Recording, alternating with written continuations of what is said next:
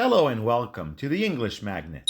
Today's video, past simple versus past continuous versus past perfect versus past perfect continuous made easy. Yeah, we're about to cover all past tenses and make it easy for you. If you don't believe us, keep watching and let us know. Why are we doing this? Because there's no way around the past when learning a language. So let's do a quick overview of their structures, compare their uses, and focus on their discrepancies. Let's do this. Structures. Past simple. Subject plus verb ending in ed or irregular form. Example, she finished her homework last night. Past continuous. Subject plus was were plus ing form. Example, I was reading when the phone rang. Past perfect. Subject plus had plus past participle. Example, they had left by the time I arrived. Past perfect continuous. Subject plus had been plus ing form. Example, he had been working for hours when he finally took a break. Here are a few cues to help you quickly distinguish past tenses by looking at their structures. Past simple, it's only one word, often ending in ed or in irregular form. Then you know you're dealing with the past simple. Past continuous, it uses was, were, plus an ing form. If you see was, were, followed by a verb ending in ing, it's the past continuous. Just remember that was, were on its own is the past simple of the verb to be. Past perfect. It always starts with had plus the past participle or V3 form. It's the only tense formed with two words but not ending with an ing form in the past. Past perfect continuous. That's three words. The first two are always had been, and then an ing form for the last word.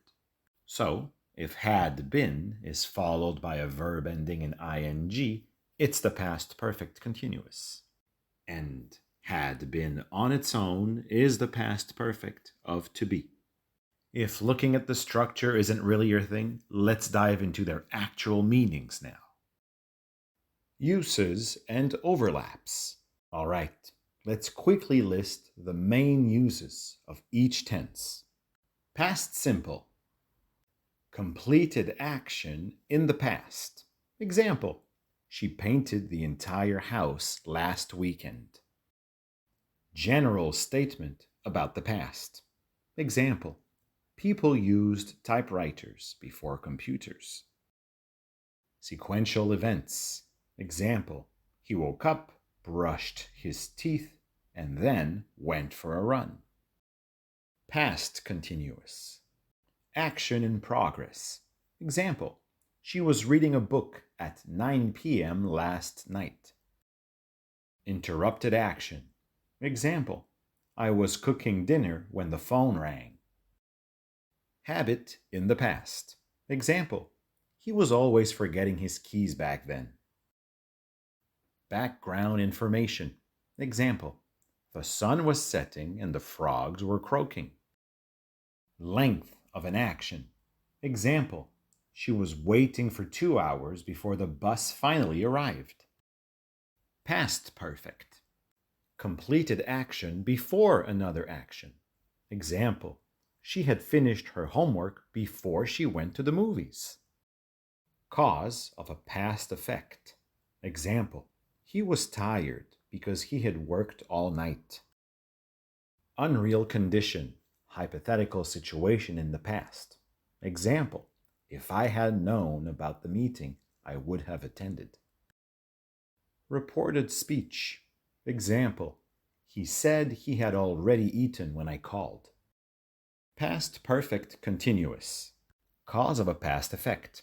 Example, he was so dirty because he had been gardening all afternoon. Interrupted action. Example, I had been cooking dinner when the power went out. Persistent action. Example. She had been traveling the world for years before settling down. Completed action before another action. Example.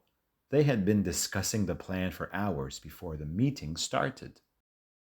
You might have noticed that the past perfect continuous seems to overlap with the past continuous and even the past perfect.